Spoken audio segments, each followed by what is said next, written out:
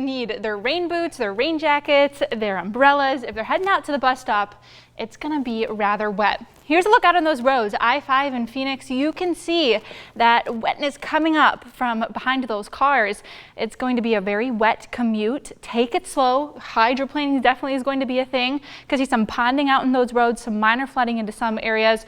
This atmospheric river is bringing lots of precipitation, especially into Jackson, Josephine counties this morning and into Siskiyou County. We've seen some pretty steady and heavy precipitation, all coming down mostly as rain. We are seeing those snow levels drop a bit more so now along 97 towards Chemult this morning. So we'll be seeing wet weather continue through our morning into the afternoon. But we do have that flood watch in place until 10 p.m. tomorrow for Curry, Josephine, Jackson, and western Siskiyou County. As of this morning into the southern Illinois Valley, we do have a flood advisory. That does mean we're seeing some of that flooding, minor flooding.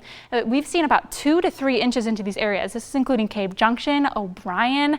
Roads are going to definitely be slick into some areas. Also going to see that ponding. Make sure you're not driving through any of that water. It doesn't take much to do a lot of damage. And you'll see that over the next 24 hours, we're still expecting to see a bit more of that precipitation, of that rain, into southern Josephine County. So that's also why we're seeing that flood advisory in that area, but still a decent amount throughout our day today. And notice that western Siskiyou County still does have a bit to see. That's where we'll still be dealing with most of that heavier rainfall a little bit later into our morning, but we'll start to see that shift south and east as we head into the afternoon. We'll switch over to scattered to spotty showers, and then it'll kind of fizzle out as you head into your Wednesday. Snow levels do drop a little bit more overnight. By tomorrow morning, we'll be closer to about 5,000, 4,000 feet. So you could see some light snow showers into the mix across higher terrain, but still minor impacts when it comes to snow.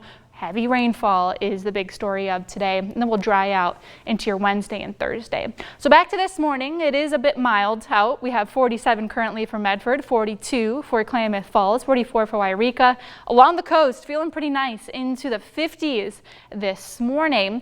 Highs are going to be on the mild side, just like yesterday. So if you're a fan of that weather, expect to repeat. We have 56 for Medford, 49 for Klamath Falls, 54 for Yreka. Brookings will be at 56.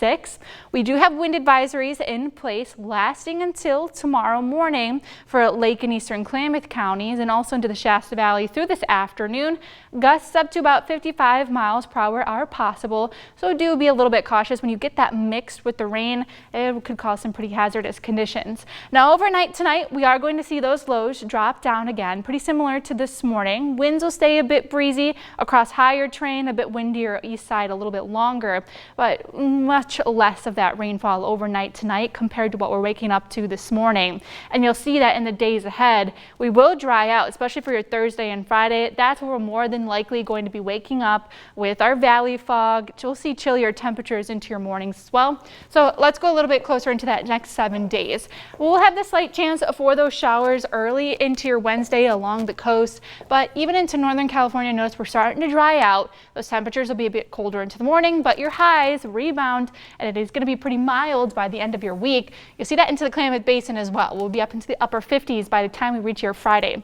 Over into the mountains, snow impacts very minimal over the next few days. We'll still be dealing with melting snow through the end of our week, and finally back over into the Rogue Valley. Slight chance for showers early tomorrow morning before we dry out Thursday, and we'll likely be waking up with that valley fog.